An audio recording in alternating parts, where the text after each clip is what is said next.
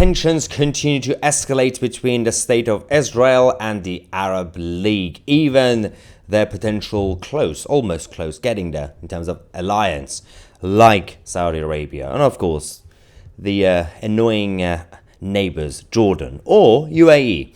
All of them are freaking out because of the pressure from the other Arabs and the Islamic side. So they are now putting pressure on Israel to behave. So, of course, what happened last night, IDF, the attack that they had on Rafah, that became a bit of a disaster in terms of PR.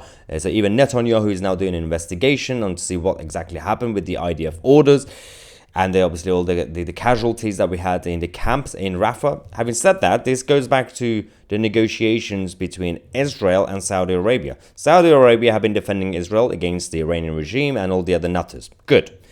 But Israel came out to say any sort of normalization, Abraham Accords, we do not accept a two-state solution right now, as it is, because we cannot trust the Palestinians. Saudi Arabia can't just say yes. Of course they can't say yes. So they've decided to come out to send a warning to Israel saying it's not up to you.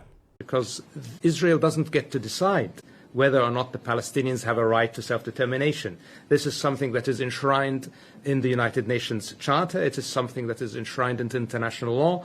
It is also a founding principle of the United Nations decision to found Israel. So, it is absolutely necessary that Israel accepts that it cannot exist without the existence of a Palestinian state, that its security is served by building a Palestinian state. So we hope sincerely that the leaders in Israel will realize that it is in their interest to work with the international community, not just to strengthen the Palestinian Authority, but to finally establish a Palestinian state along the 1967 borders, as everybody understands is the right thing to do. And I can only emphasize that the Arab League, from the beginning, has called for an immediate release of all hostages, and we continue to do so. And I hope that all parties will quickly come to a negotiated agreement on this issue, because frankly, the people of Gaza cannot wait, and the hostages should be released as soon as possible. So the only reason this is happening is because we know that Saudi Arabia are against Hamas and the Iranian regime and Hezbollah and all the other nutters. And the slightly more sensible members of the Arab League, like UAE and even Jordan, they're all on the same side. We get it. But they were quiet at first because they were probably relying on the fact that, well, if the IDF operation, the counter-terrorism operation in Gaza, gets done quickly and with, minimum in terms of collateral damage and casualties, then they could just say, okay, Hamas are gone, let's just finish the normalization and see what we are.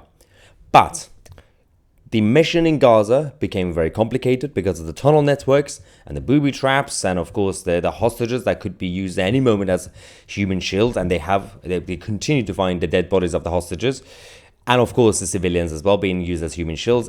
The mission's taken ages. So that's putting pressure on countries like Saudi Arabia, even UAE, and even Jordan, and all the others. So, of course, they have to come out to say this. Because at this point, if Hamas cannot fully get eliminated, you're going to have a situation that you're going to have to get some people from the West Bank, and of course, other Arab League members also get involved, to find a solution to push out the remaining Hamas members from the position of power and give the control to the West Bank, potentially. I'm not saying that's the right solution or the wrong solution, but if the longer this mission goes, the harder it will get for the Israeli government to justify it. But if they could finish the Rafah operation soon, and by trying to avoid bad PR and casualties and collateral damage, then they could go back to the Abraham Accords and Trump could become president again and everything could become slightly more smoother.